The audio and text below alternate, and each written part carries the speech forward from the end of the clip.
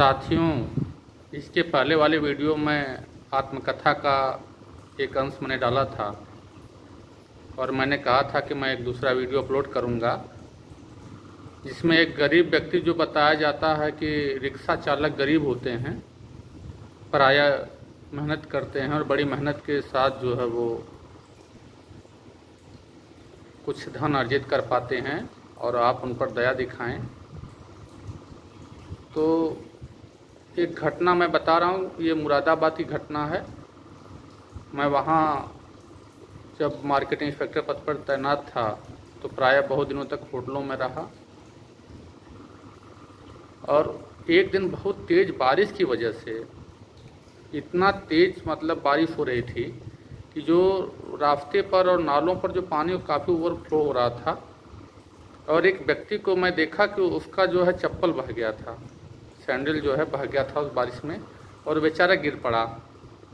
तो यह देखने के बाद मेरी जो है हिम्मत टूट गई कि मैं नाले से उस पार नहीं हो पाऊंगा। अगर मैं जाने का प्रयास किया तो मैं भी सैंडल पहना था, वो कहीं न कहीं बह जाएगा या मैं कहीं गिर जाऊंगा या चोट लग जाएगी।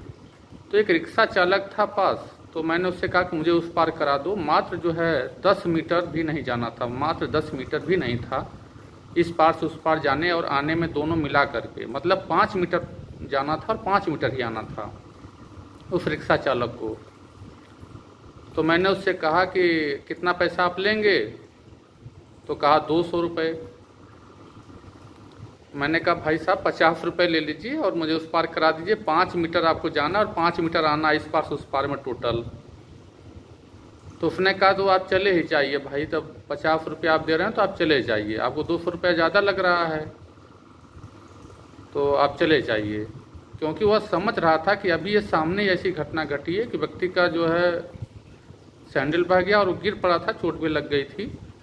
तो काफ़ी लोग हिम्मत जो है छोड़ दिए उस पार जाने का कि यह अत्यधिक बारिश में कहीं न कहीं चोटिल हो सकते हैं और कपड़े भी खराब होंगे और नुकसान उठाना पड़ सकता है।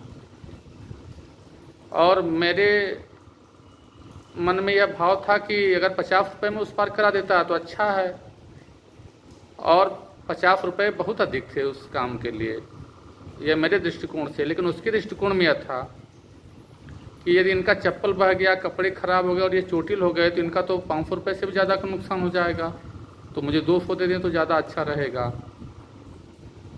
और अंततः 50 रुपये में बात जब नहीं बनी तो एक वहाँ पे कोई पुलिसकर्मी आया तत्काल रास्ते से पार होने के लिए, उस पार जाने के लिए, और उसने मुझे देखा और ये बातें भी संभवतः उसने सुनी। और वह सिपाही जो था उस बेचारे ने मुझे तुरंत अपनी गाड़ी पर बैठने के लिए कहा और मुझे उस पार कराया। और मैं उसे रोक करके धन्यवाद देते हुए और कुछ चाय नाश्ता कराने और मोबाइल नंबर लेने और बातचीत करने का प्रयास किया, लेकिन वो संभवतः बहुत जल्दी में था। और वह व्यक्ति मेरी इस बात को सुन करके उस रिक्शे वाले के मुझे बैठाया था। बहुत ही नेक व्यक्ति था वो, जहाँ कहीं भी हो भगवान उसे सदैव सुख प्रदान करें। और वह मुझे जब उस पार करा रहा था तो उसने कहा कि ऐसा नहीं कि गरीब हैं तो आपसे मौका पड़ने पर किसी न किसी तरह से बार्गेनिंग करेंगे, ऐसा नहीं है कि छोड़ देंगे, ये गरीब हैं, ऐसा कुछ नहीं है। तो उस रिक्शे वाले ने मुझे जिस ढंग से उस दिन परेशान किया, वह भी खाली ही था, लेकिन 5 मीटर जाने और आने का 200 रुपये मांग रहा था, समझ लीजिए। और जो बस भय बस था कि कहीं न कहीं नाले में हम न गिर पड़ें या कोई चोटिल न हो जाए, क्योंकि सामने घटना घटी थी और उस घटना की वजह से वह रिक्शा चालक फ़ायदा उठा रहा था। और जो कोई भी व्यक्ति उससे कर रहा था सबसे वो 200 रुपये ही मांग रहा था।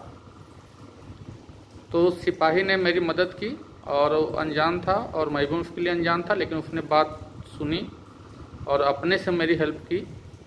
और ऐसे नेक सिपाही जो भी रहें, और मैं नाम भी उन्होंने नहीं बताया और गाड़ी नंबर भी मैं नहीं नोट कर पाया, मोबाइल नंबर भी मैंने उनका नहीं लिया।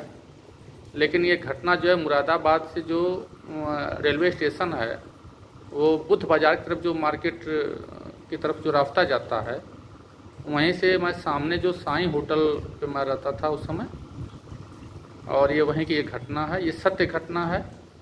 और ऐसा नहीं है कि जो गरीब होते हैं वो बहुत अच्छे होते हैं, ऐसा भी नहीं है।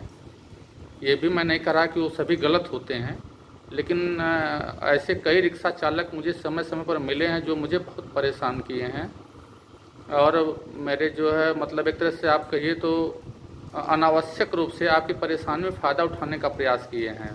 मेरे साथ ऐसा कई बार हुआ है। ऐसी ही एक अन्य रिक्शा चालक की कहानी भी मैं बाद में पोस्ट करूंगा। यदि किसी को मेरी इस वीडियो से नाम मात्र का भी दुख हुआ हो तो मुझे क्षमा कीजिएगा। धन्यवाद। ये मेरी आत्मकथा के अंश का एक वीडियो है। धन्यवाद।